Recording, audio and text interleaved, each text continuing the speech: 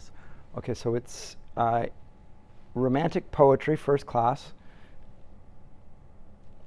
And we're going to do what I usually do with first class, which is just introduce the syllabus and some of the sort of the general overview of what the class is going to deal with. But it's fairly self-explanatory. It's in the title. It is romantic poetry. I'm not going to look at the novel, for example. So we're not going to look at the Brontes or Austen or any of the terrific novelists of the period. Those will be taken care of in novel classes probably, but you could easily do a romantic novel course, and just the names I've already mentioned would show you how significant it was for that period. But the genre of writing that was regarded, most highly regarded, the best writers of the period tried to write poetry. We were still in the early phases of the novel, and it was not held to be a particularly important area of writing for whatever reason. Tradition, whatever, novels were for women as the audience, and that was meant in a pejorative sense. It's a long type of form where you would find a great deal of time to do it, but the serious writers would devote themselves to poetry, which makes the poetry of the Romantics more interesting because many of the protagonists in romantic writing are women.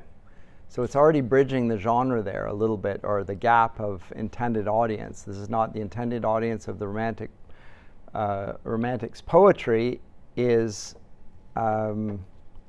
probably something like the subject matter of their poems. They have women, they have children, they have those on the margins of society as their main subject matter, and that in itself is noteworthy. Historically, the subject of the poem would be a male hero of some sort.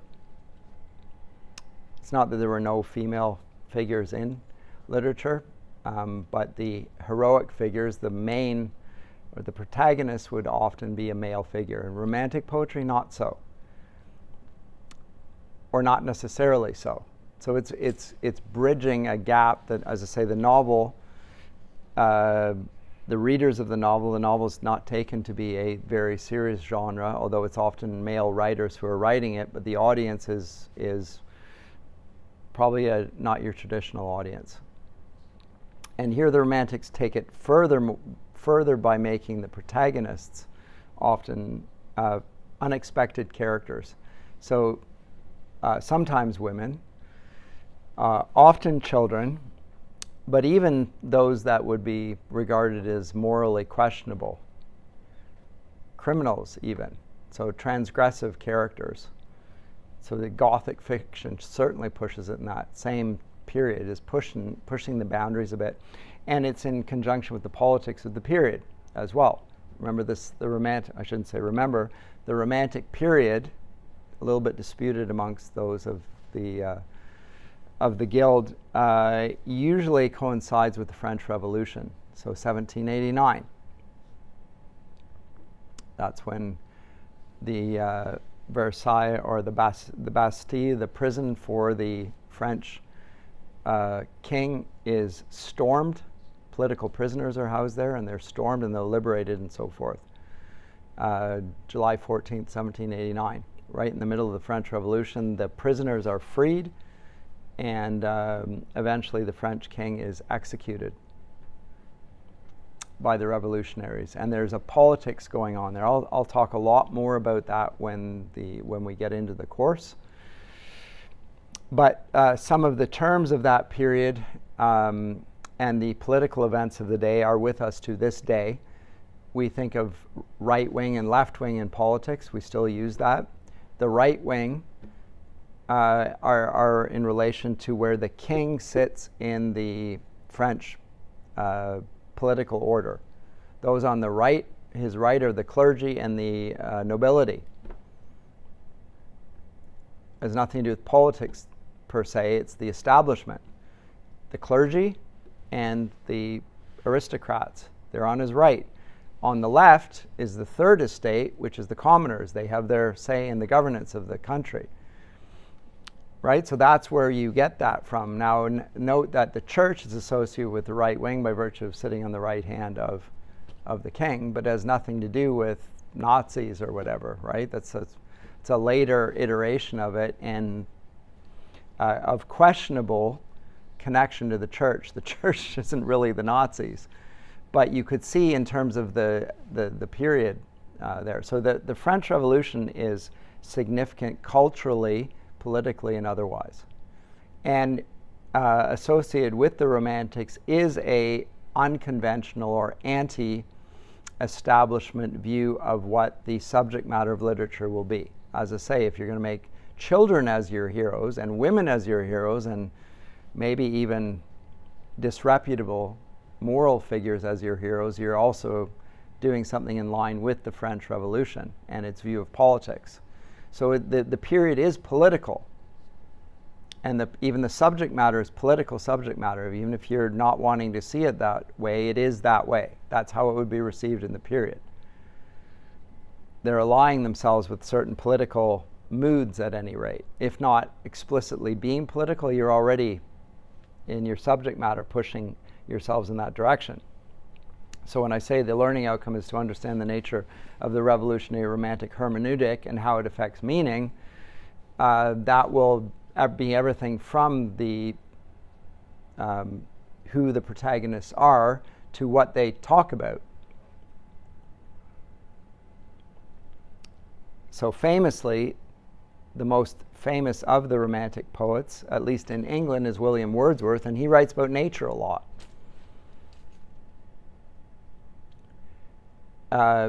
He's not writing about landscape.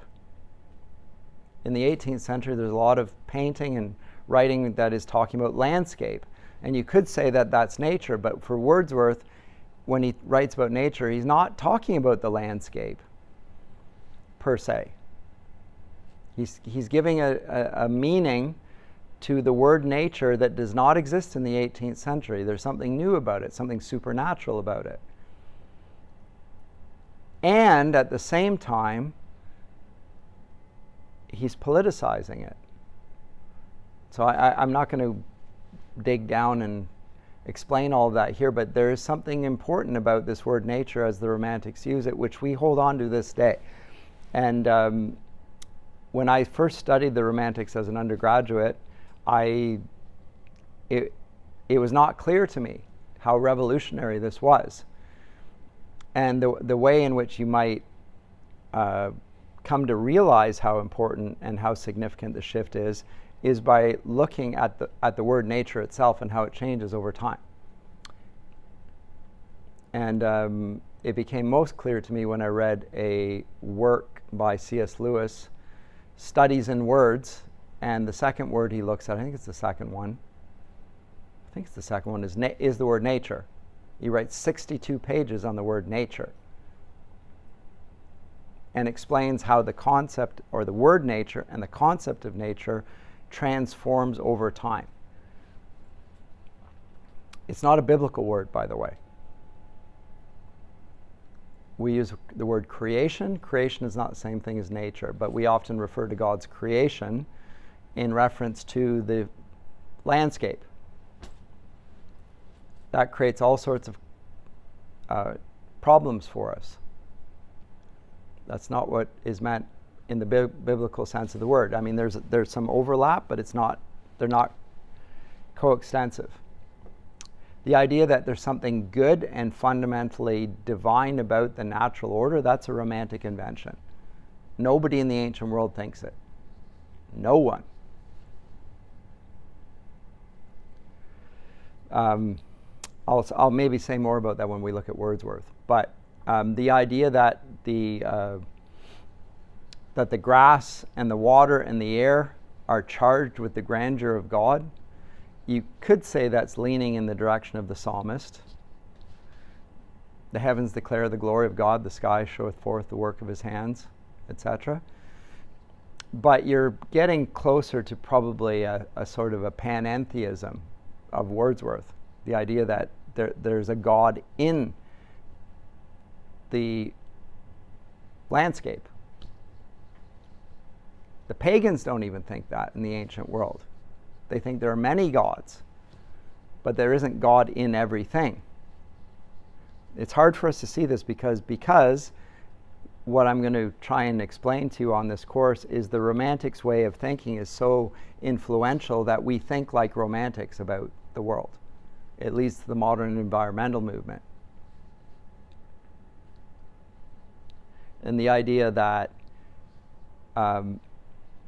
civilization, the city, is in some way a stain on nature, and that humanity is itself in some ways a violation of the goodness of the order of things. Wordsworth, as he presents the cities as places of darkness and noise and very unnatural inclinations. I'll get into that a lot more when we look at Wordsworth. But this is a consistent portrait amongst many of them, at least the first generation. Wordsworth and Coleridge and Blake see nature as a good and the city and civilization as evil, as a sign of corruption. It's part of experience, but it's not a good experience. And ideally, we would go back to nature to get back to an Edenic state prior to the fall. They inherit this from Rousseau, the French philosopher who held the same thing. He's a sociopath. Society is evil. Nature good, society evil. It's pretty much in those terms. So what I'm going to want to do in the fancy language here, understand the intellectual presuppositions of the Romantic writers and be more epistemologically self-conscious. Be aware that we have romantic biases in the way we look at the world. And being aware of them is one thing, then saying, are we right in having these biases?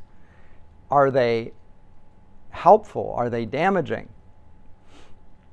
How do they fit with the way the Bible looks at nature and creation and mankind and the city? Because the Bible also has many negative things to say about the city. Many negative things.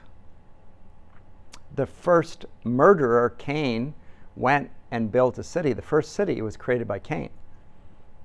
Does that mean the city is invariably the product of wickedness? I think it says something about the modern city, or any city. On the other hand, I see in the creation mandate, the cultural mandate of Genesis 1:28, to be fruitful and multiply and fill and subdue the earth, a sense that they're supposed to create a culture and not just leave nature to be natural. They're supposed to cultivate it. They're supposed to make it better. They're supposed to maybe even build a city. And so there's ambiguity in there. Remember, those who live by faith mentioned in Hebrews chapter 12 are looking for the city whose architect and builder was God. They lived by faith because they were looking towards a city. And then the city is mentioned, the heavenly Jerusalem, at the end of Scripture. So there's a sense of a good city and a bad city. There's the city of God, Jerusalem, the heavenly, and then there's Babylon the Great. There are two cities. This becomes deeply important in Christian theology. Augustine makes a great deal of it in his magisterial work, the city of God. There's the city of God and the city of man. And the two are not two different cities. The one city is in the midst of the other, to make it even more challenging. So it's not just two places. He's going to talk about the context for Augustine's city of God is that Rome has been sacked by the barbarians and destroyed the eternal city. I mean, not destroyed, but sacked it. And the Christians are being blamed for this and all sorts of things. And he addresses the issue of the fact that we live in a city in the midst of a city, but the one is not recognized by it, so that he mixes the two in some ways. Very challenging, but it's not. But what you can't say is what the Romantics say, which is the city is unambiguously a place of evil because it's connected with civilization. And the Romantics tend towards that sort of simplistic reading. And they tend to lean towards the idea that living a rural agrarian existence is a way of avoiding evil and being closer to nature, therefore being closer to God. Which is where Christian camps seem to lean. If you just go up to Muskoka and sit by the lake and listen to the loon and watch the sunset, you're closer to the presence of God. I don't know what you think when you get bit by the mosquito. You say, oh, that's the consequence of the fall. But the rest of it is, I feel a quiver in the liver when I'm in the midst of this beautiful landscape, and I feel, less oppressed, and the air is cleaner, and you can feel closer to God. Maybe, but are you actually? If the evil, you bring the evil with you, as it says in Tolkien. Frodo, the ring bearer, brings great evil with him. Well, it's not just in the ring. He himself is affected by the ring. He brings it because he is also, it's part of him. Same with us. So where are we closer to God? Where God's closer to us. When he comes near to us, that's where we're closer to God. Where is he closer to us? Well, wherever we read his word, wherever he meets us in scripture and the works of compassion, literally everywhere. There's no place where God is not present. But that's not that sense you get in Romantics. It's more city and rural distinction there. Anyway, we're going to talk about that. We're going to talk about the importance of words then. We need very clear language, clear conceptual ways of engaging with this. And we will, as I say, you will have developed an understanding of the characteristics of Romantic literature and how it differs from foregoing forms. I've mentioned some of them already. In terms of the subject matter and the language, we'll look at Wordsworth and what he says about this.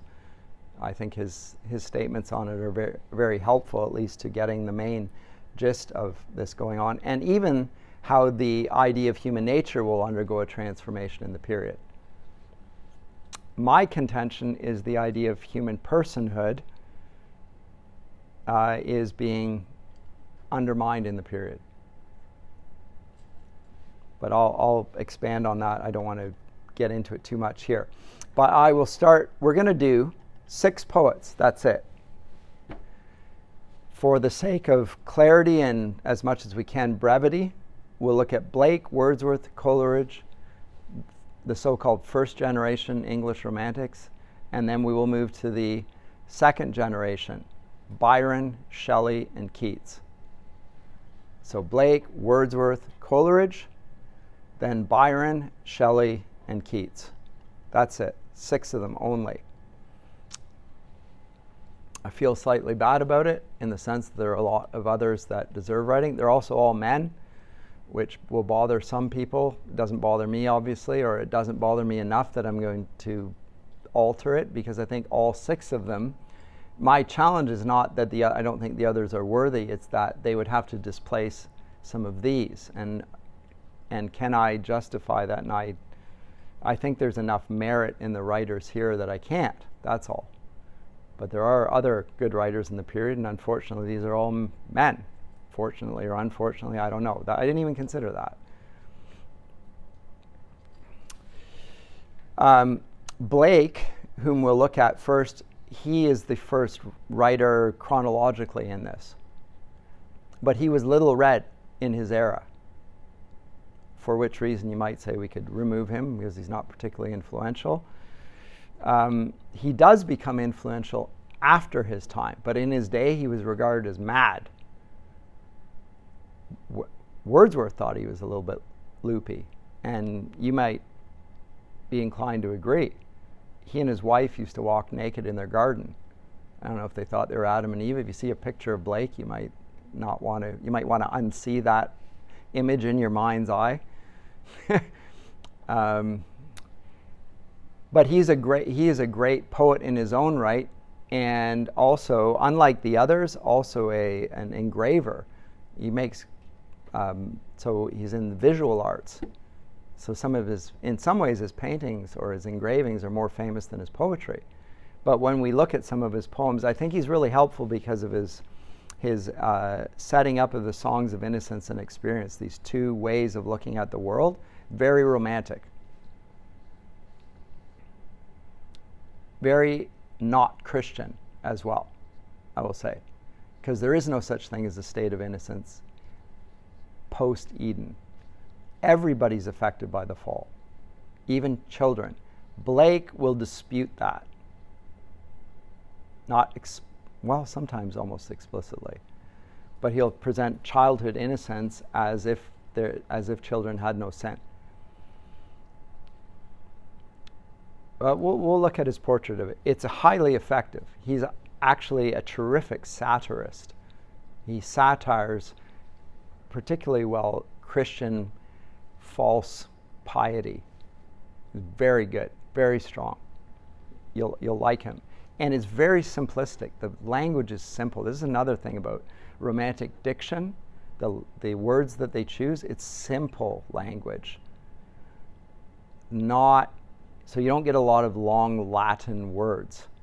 You get simple, tends to be Anglo-Saxon, like any child will understand Blake's poetry, at least in the lyrical ballads. Very simple, highly evocative, and very unliterary in some ways. And yet, when you look at the biblical poetry, it's very much closer to that. So is he getting away from the Greco-Roman type of what's considered to be poetic diction and moving closer to maybe a Hebraic or at least a biblical type of poetic register? And I think the answer is yes. So that's an interesting thing in itself, because in general, when we talk about poetry in English literature, we tend to use, at least historically, the Greco-Roman inheritance, the classical inheritance, as a way to determine what's good poetry or what even constitutes poetry. Blake is more biblical in his views. He doesn't care about what the Romans and the Greeks have to say about it. What is the Bible going to do? So in that sense, he's more biblical. What on earth is that? Probably a wasp. We'll go from Blake, who, as I say, is not very influential, but actually quite important, to Wordsworth, who is both influential and important. He is the great romantic writer of the period. By the way, this is the edition that I tend to recommend by Perkins. You can use, this is the second edition. The first edition is just as good for me, for the purpose of this class. So and you can find it, if you can find it, it's cheaper, and it's half the size as well, which is a good thing in itself. The reason I choose Perkins is I really like his comments. I think they're very helpful. His notes and his introductions, they're extremely useful. Managed to be relatively brief, but right on the point. It's a very good edition. But Wordsworth is the author of the sort of manifesto of the Romantic movement, and that's the lyrical ballads. And he writes a preface to it as well, which explains what they're going to do in the poems. When I say they, it's he and Coleridge together. Coleridge writes the first and the last, but Wordsworth is the dominant figure in it, and he writes the preface. And it is a sort of poetic manifesto. So we will look at that early on, and then look at a variety of the lyrical ballads, and we will see that often the heroes are mothers. Sometimes mad mothers. Why are they mad? When I say mad, I don't mean angry, I mean crazy. They've lost their minds somehow.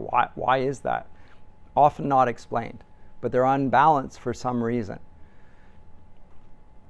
already you're dealing with the break of a family unit. You have a mother. Is their father even involved there? What's going on there? Not your typical poetic subject matter, right? So he's breaking away from the neoclassical conventions that he's inherited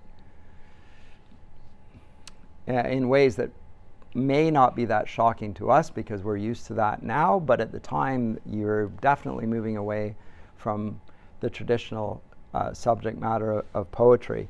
And it's not that he does it accidentally, he always goes there. And so he's saying there's something that's heroic about those types of figures as well, which is interesting. Whether you agree with him or not, I simply note here he's doing something new.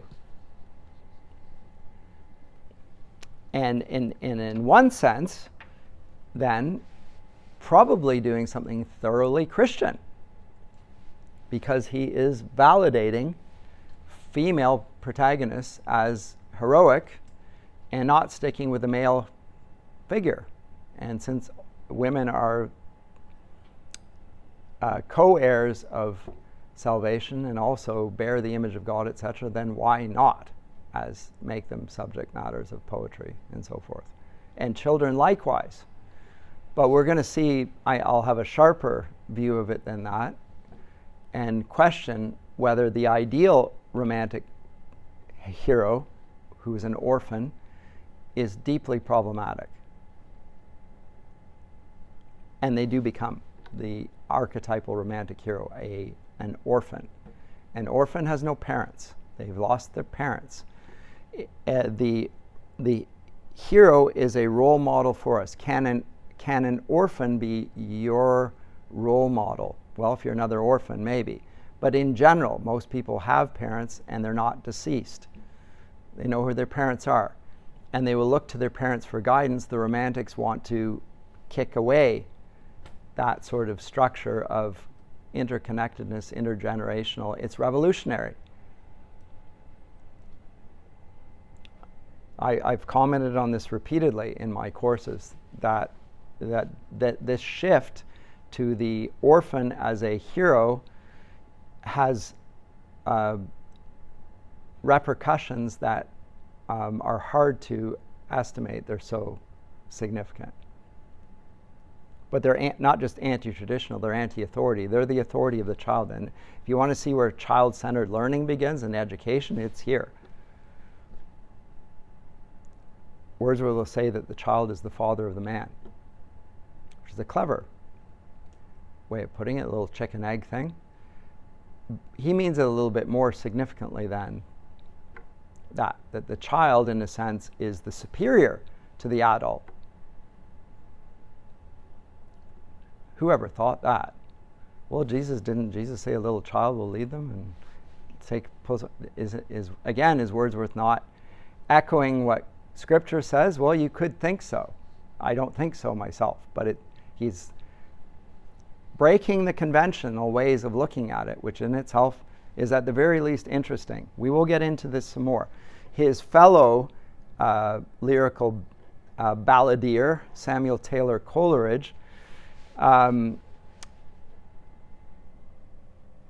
is in his early days a great poet, and we'll look at the darkness of some of Coleridge's visions there, Christabel and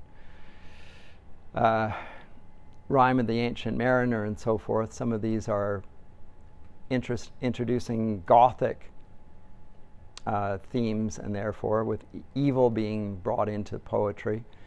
But in general, he's the great theorist of the period, and he, to complicate matters, disagrees strongly with Wordsworth's definitions, and Wordsworth is the defining figure of the period. So when you've got two key figures that arise together, and one is the defining poet and his fellow poet is the defining critic, and he disagrees with the central figure, then you've got a real mess on your hands.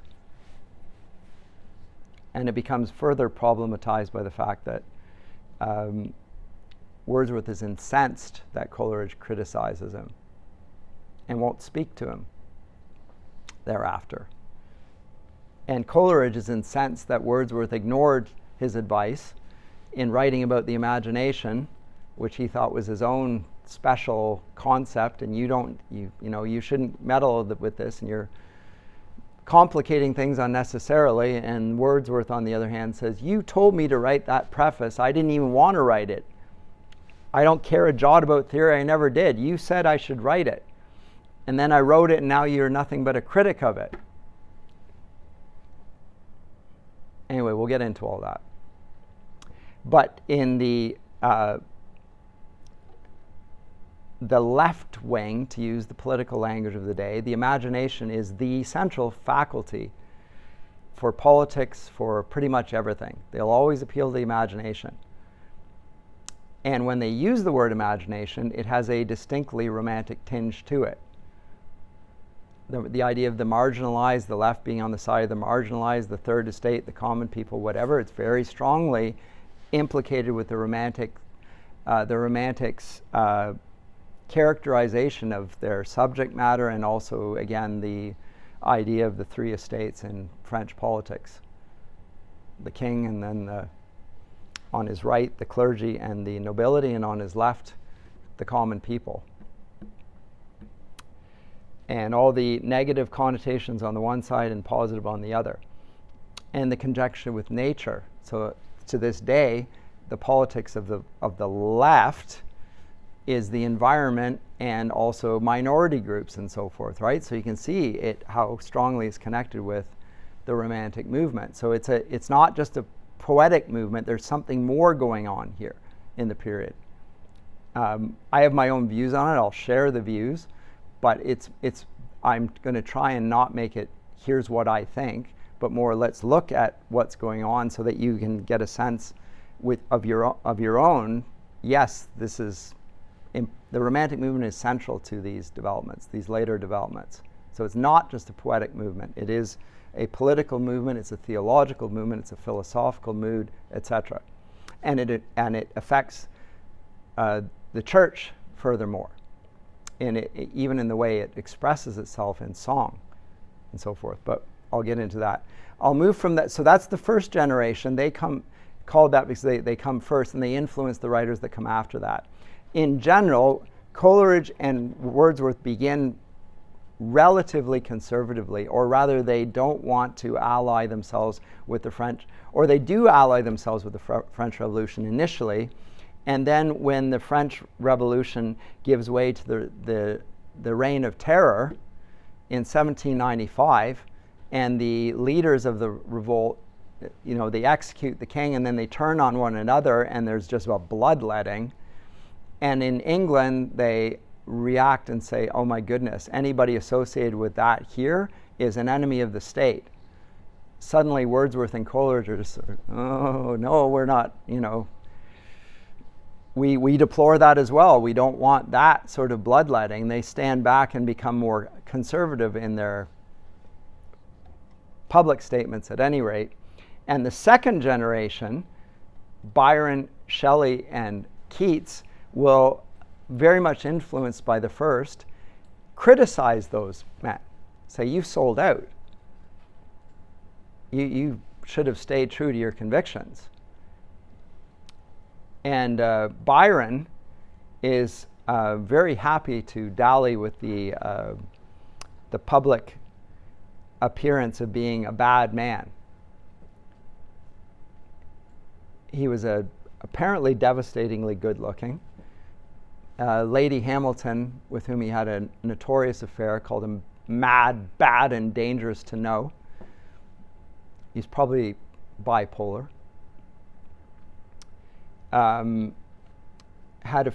Allegedly had an affair with his half-sister, so allegations of incest, which he deliberately inflamed in his poetry by putting that in his own, and people are thinking he's writing autobiographically, so he puts it in his poetry, which rather than tamping down the allegations, inflames them, and so he's notorious on the continent. He's like a rock star.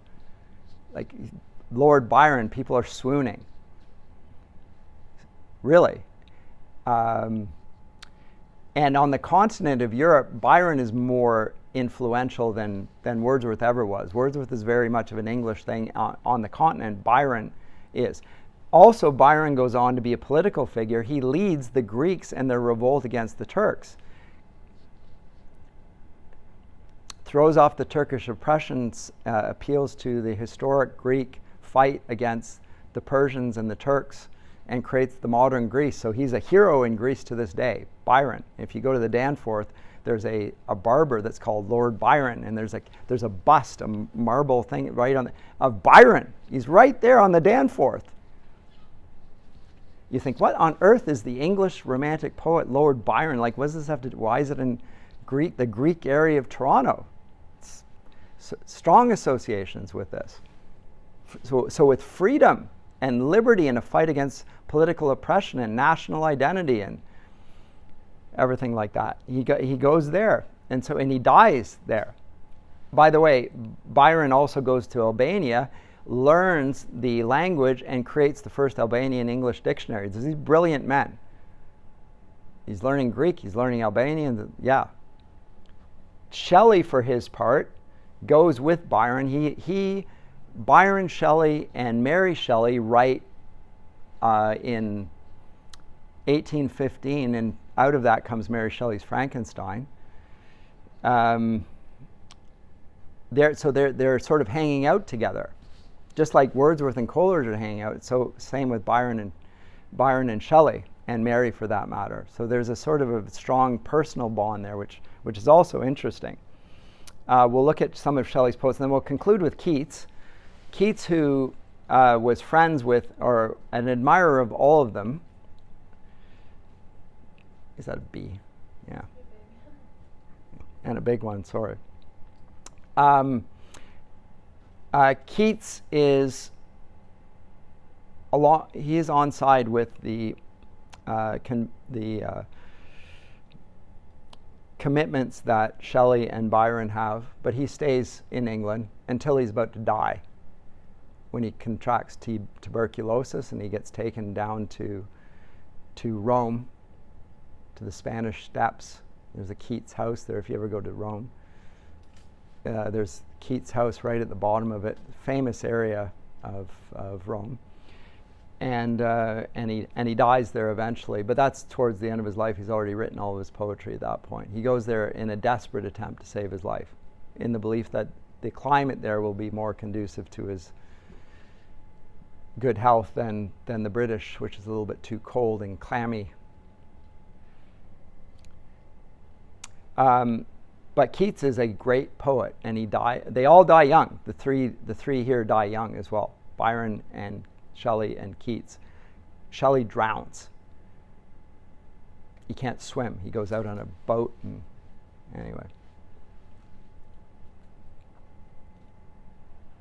I think if you don't swim, then you probably shouldn't go out boating like that, but quite the figure. And Shelley is a notorious iconoclast. So you'll like this about Shelley, or maybe you won't, but when he's in first year at University College, Oxford, he writes a treatise which he sends to every bishop and the heads of all the Oxford and Cambridge colleges, called The Necessity of Atheism. And in the early 19th century, all of the colleges of Oxford and Cambridge are Christian and confessionally, so you have to be.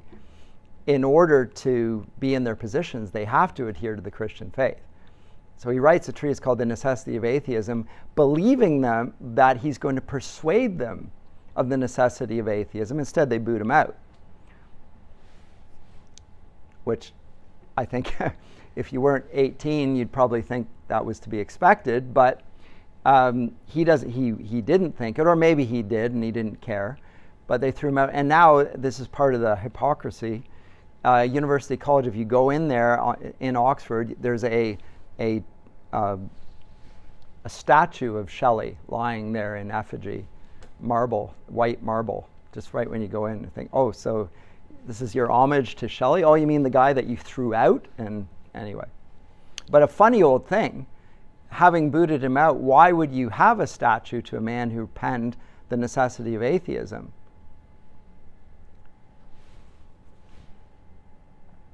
It's a funny old thing. You could say a lot about the English establishment in all of that at any rate. So complex stuff, those are the figures we're going to look at. I will assess you by means of my usual 2 essays, mid-October and then mid-November, and an exam. There you go, as usual. Any comments or questions? I said I wanted to keep it relatively brief, and I will try to do that. And then I have all sorts of weird and wonderful works in the bibliography here, some of which have hyperlinks. But the main textbook that we will look at is this one, the English Romantic Writers.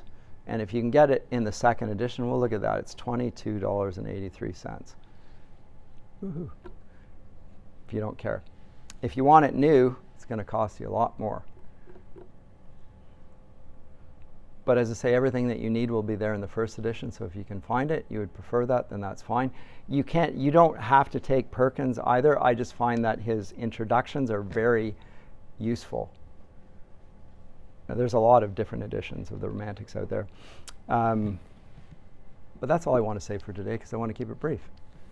Do you have any questions? For now? No? Then I'll leave it with that. And I'll see you next time.